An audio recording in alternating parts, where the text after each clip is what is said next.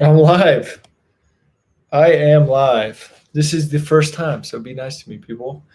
What I want to talk about today, my mentor, Jesse Elder, if you guys don't know him, Entrepreneur God, check him out. He basically said the other day that burnout is caused from not getting compensated enough, from doing a significant amount of work and not receiving compensation for that. And this is something I wanted to talk about. I burnt out in my healthcare career, and as an entrepreneur, it has come up for me as well. And I completely agree to the extent that if you're not getting compensated enough, you're going to burn out. And this applies especially for you healthcare workers. You guys are doing the dirtiest work, the hardest work. You are doing work that many people in society would never do. That's why people revere healthcare workers so highly and hold them up to a really high standard. And that's why nurses are regarded as one of the most, I think, definitely number one in the most trusted professions, because you guys do work that most people would never want to do. Same thing as a plumber. A plumber does work that a lot of people don't want to do, but you guys are dealing with dead bodies and people's feces and C. diff and Foley catheters and G tubes and IVs and blood and respiratory secretions from a ventilator. God knows I don't like that sound. And when you do all of this stuff and you develop back pain and you're short staffed and you try and talk to your manager, but they tell you that it's just going to be this way, that's how it is, it can get really frustrating. And it can get to the point where you signed up for a career that, for most of you that I'm talking to, if you're in healthcare, I'm assuming that the general umbrella of the reason why you chose this profession was to help people. That's what most people want to do. In most professions, they just want to help people. That's a human condition. But for healthcare professionals in particular, you really want to go above and beyond, and you want to be there for somebody on the worst day of their life, for family members on the worst day of their life.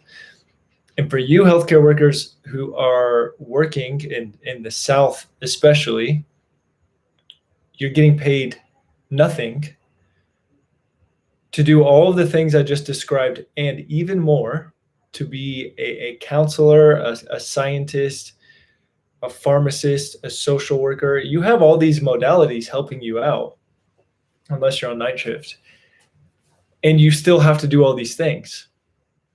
One thing that I found very fascinating about nurses is a nurse who gets a DUI will end up going to like the nursing court. I don't even know what they call it. And they will get put on a trial, and it will be decided if they can continue to have their license. A friend of mine actually could not drink alcohol for 3 years because he had to get blood tested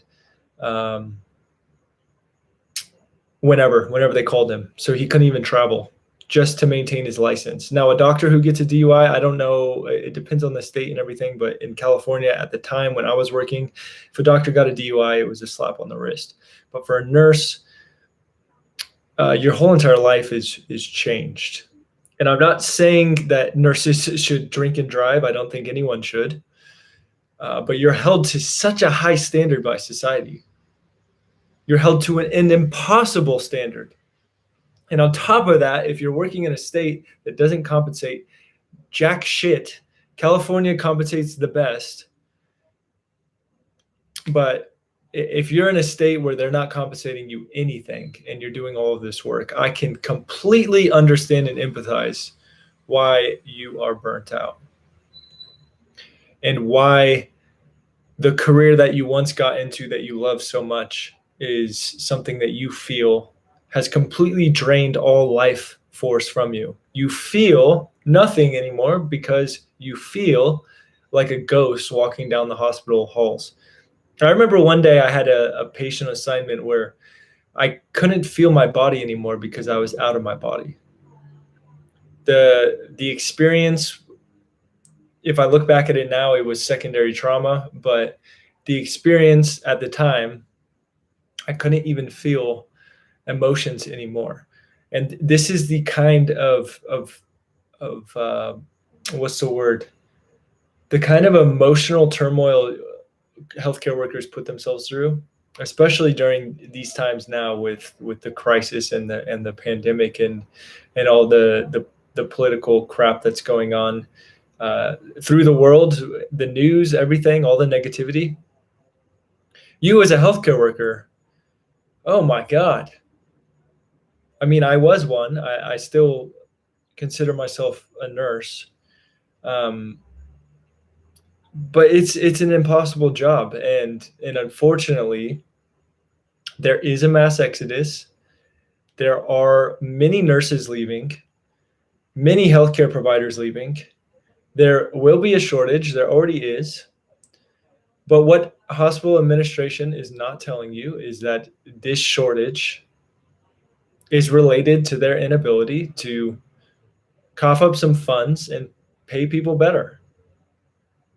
And this brings me back to the point in the beginning of the video. If you're not getting compensated enough money for the work that you're doing, then you're going to burn out. And so we need to find ways for you to be able to foster a better environment for yourself so you can take care of your mental health, so you can stay in the profession. I don't want there to be a mass exodus of nurses. I left nursing, at least bedside. I still consider myself a nurse, always will. And with that being said, we have to find ways to keep you guys happy, healthy, charged up, ready to go into battle. You guys are warriors. You go into battle every day, so you should be treating your body as such. You should be able to feel optimized, because we hold you to an impossible standard that you have to, every time you show up to work, you have to perform at 110% for 13 plus hours a shift. And we'll give you a little bit extra money if you work night shift and destroy your body.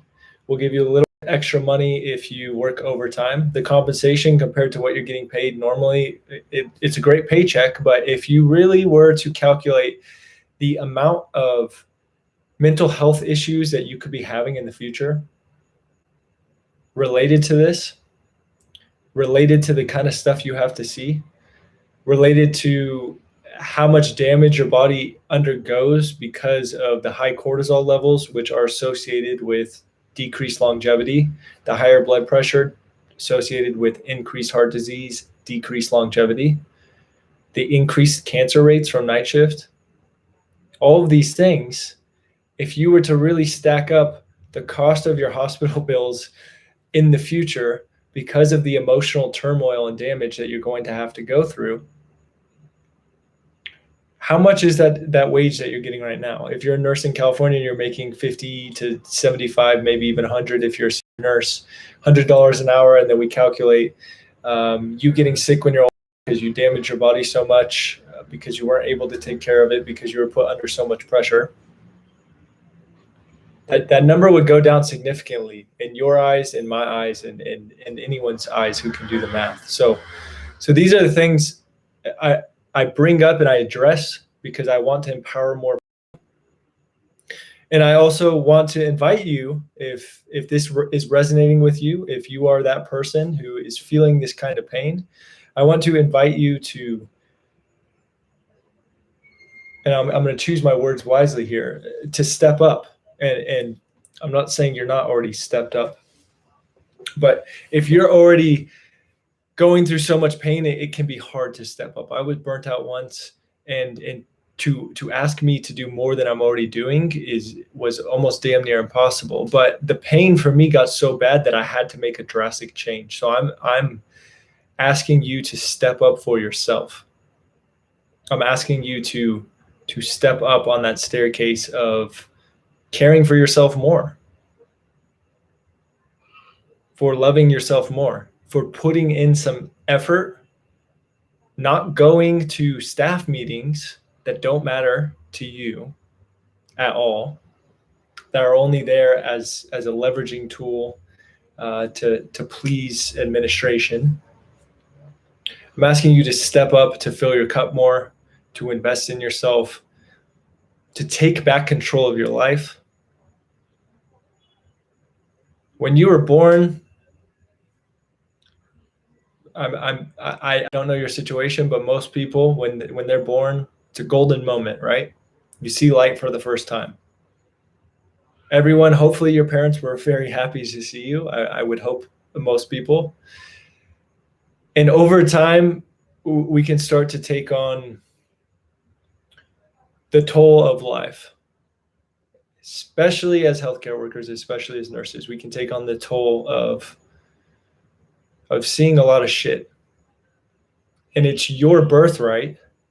If you showed up on Earth, they did a study, the chances of, not a study, but mathematically speaking, the chances of me being born is the equivalent of one turtle in the ocean and one buoy just thrown in the middle of the ocean, statistically randomly, that turtle popping its head right into the middle of the buoy. So the fact that you're here on Earth is proof that you are worthy to be treated to the highest of standards.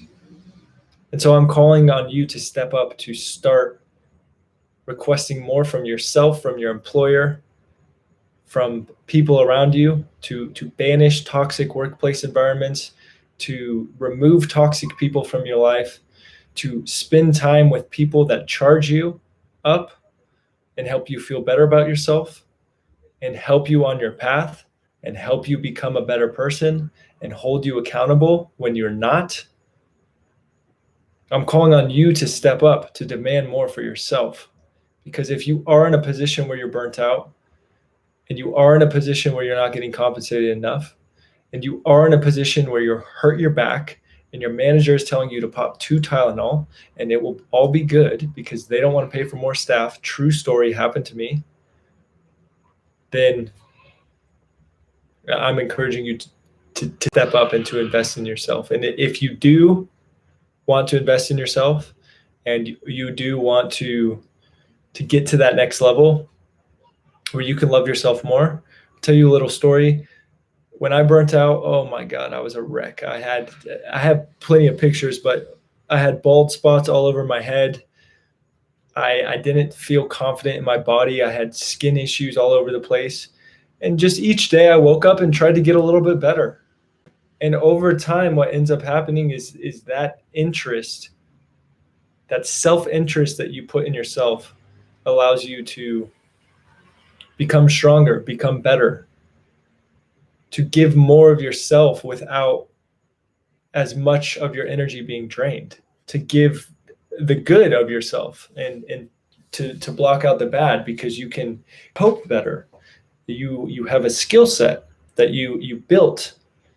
You have a new identity that you built because you put in the effort every day. And if this is resonating with you, if this speaks to you, I do want to invite you to potentially work with me in the Bye Bye Burnout program. This is for people who really want to step up their leadership skills. They want to step up in their assertiveness, and they want to take back control of the car that they're driving in this life. Hopefully it is 69 Shelby Mustang. Gone in 60 Seconds fans, where are you guys at? Hopefully it's a Lamborghini, something nice, not an old Astro van or a Volkswagen. Well, actually, I like Volkswagens. Scratch that. What's a crappy car? I don't know. I had a 91 Toyota pickup that was pretty funny to drive around in, especially because I'm 6'3". Sophia's got a comment here. I'm having less ability to deal with difficult patients. Is that burnout too? Thank you. Sophia, thank you for the message. You can answer here in the live, but if you're losing compassion for these patients, the difficult patients won't ever end. So that's what I was talking about with stepping up. You're going to have to be able to focus more of your energy on not allowing these things to hit you personally. I used to take things so personally. Like if somebody at work didn't like me or they gave me bad vibes, it would hurt my heart. And that's just a symptom of taking things too personally. So if you're having a bunch of patients that are like physically abusing you, then that's a completely different scenario. Your workplace should have special policies to try and prevent that and protect you. And if they're not, then that's something to look into, leaving for a better workplace environment. But if people are causing so much internal conflict when you leave, this is a really good area for growth for you. Because a lot of the people I work with, they leave work and everything that happened on that shift is living inside of them, and they don't know how to process those emotions and get them out. And this is exactly the kind of stuff we work on in the Bye Bye Burnout program. It's so much more than just a program thrown together. It is a new lifestyle and a new identity that you're going to take on and you're going to become. I could not be here on YouTube right now talking to you guys if I didn't become a new person. I remember one of the first videos I took, I was deathly afraid, and I actually let somebody stop me from ever shooting videos again based on one comment that they said. And Sophia, this can relate to what you were just talking about. This person sent me a message. Let's relate it back to a patient you had. They said something to you. They were rude to you. Maybe they tried to grab your butt. That's happened to me several times. all of those things. If any of those things happen and you feel that you were not able to say something back to that person, to cut it off, to set a boundary with them. This is what happened to me when one of my friends sent a really rude message after I just posted a video. Cut that person off. I didn't tell them anything. Never talked to them again until I had to address it. And this relates to your own ability to communicate with your patients. Are you able to set the boundaries with them so that they don't do that? Are you able to walk into the room when there's a difficult patient and be able to navigate that, understand it, and not take it personally when shit does hit the fan, when people do freak out? So if you have any more questions, post them here. I'm going to wrap this up. But if this is speaking to you guys, you don't have to work with me. My program works 100% of the time for 100% of the people who apply it 100%. I am 100% confident on that. But if you don't want to work with me, Wanda, thank you. If you don't want to work with me, I do urge you to work with somebody else, to reach out and get help if this is an issue for you. Life is too short to not reach out to other human beings. There are plenty of people. If you ever have picked up a book, I hope you have. If you're a nurse, you definitely have. There is so much wisdom inside of a book, and there's so much wisdom in every single one of you watching this, and everyone alive. It's just a matter of how can we find ways to ask people for help, for sharing our own gold. The people that I work with now, what's pretty astounding, you guys can see this on my YouTube, one of the videos. One of my clients, Claire, she started sharing her own burnout story. And I just got the chills because this is one of the reasons I started this company. I want to help people be able to speak up about the mental health issues they're having in the healthcare system and in society in general, to be able to reach out for help, to be able to heal themselves and become advocates for people who are in situations where they can't stand up for themselves. And I'll share a little story before I sign off, but I was in Austin, Texas, October 2019, there was a Formula One race. I was not a Formula One fan at the time. I had no idea about it, but it was Halloween, and I'm walking home, and this guy is antagonizing this homeless man. This guy who is doing this is drunk, and he's with some friends, and he's just antagonizing this homeless man, right? And I stopped him. I told him, like, that's not okay. That man clearly is doing nothing to you, and he's got his own problems. He doesn't need you making fun of him. And what ended up happening was him and his posse of girls. He had about 3 of them with him. I don't know what was going on there. They all start yelling at me, and they're like threatening to fight me, and I just walked away. But the moral of this story is if something is fighting against your values, you have 2 choices. You can walk away and you can ignore it, or you can walk right into it and you can face it. And that night, I didn't want to talk to that guy. That guy was bigger than me. He could have kicked my ass. He could have probably pulled a knife on me, but my values were bigger than my fear. And when we can develop these kinds of values, this kind of strength, we can live much better, much freer lives. Alicia123, what's up? You said, does this only apply to ICU nurses? This applies to all nurses. I'm not talking to someone who's working at like the drip hydration in Austin. They have pretty cush jobs. They travel around in their car and give people hydration. I'm talking about bedside nursing, people running around with a lot less staff than usual, with a lot more issues, multitasking your ass off. That's who I'm talking to. But the application of this in terms of more traumatic events and stuff like that, trauma, ICU, and oncology, they have the highest rates of burnout. But I do know that med-surg and telemetry units, they have very high rates of burnout too. Who's to say? It depends on the person in the situation and the time.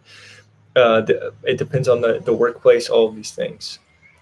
So yeah, with that being said, operate from a higher place, operate from the values that matter most to you, and you'll be able to live a much freer life.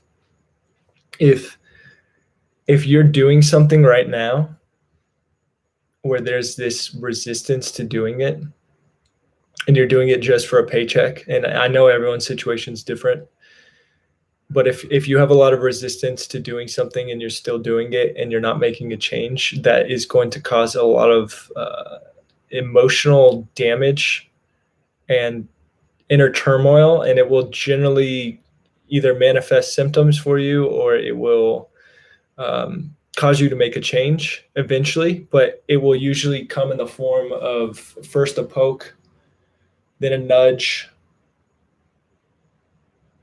then kind of a tap in the back of the head, and then finally you're going to get slapped in the face. So if you can notice any of the issues that are going on in your life right now and take immediate action, and the action doesn't have to be perfect. You don't need perfect action. Take imperfect action that beats the majority of people. The majority of people are stuck in fear. I was that person once. It still happens to me in some areas of my life, but now I know that if I get stuck in a state of fear, there's only one way out of it, and that's to go through, and that's to face it. We can avoid things forever, but those things will just show back up in our lives. So I want to thank everyone for tuning in for this video. I want to thank all of you healthcare professionals who are putting your butt on the line day after day. I know more and more of you are becoming saddened, losing morale, frustrated, angry with walking into a system that you feel doesn't have your back, that you feel cares so much more about money than it does for the people that you aim to serve. And it disheartens me in a lot of ways. And that's why I started this company, to help you. So if you want that help, I'm just a click away. I'll post resources in the comments below. Thank you everyone for tuning in, and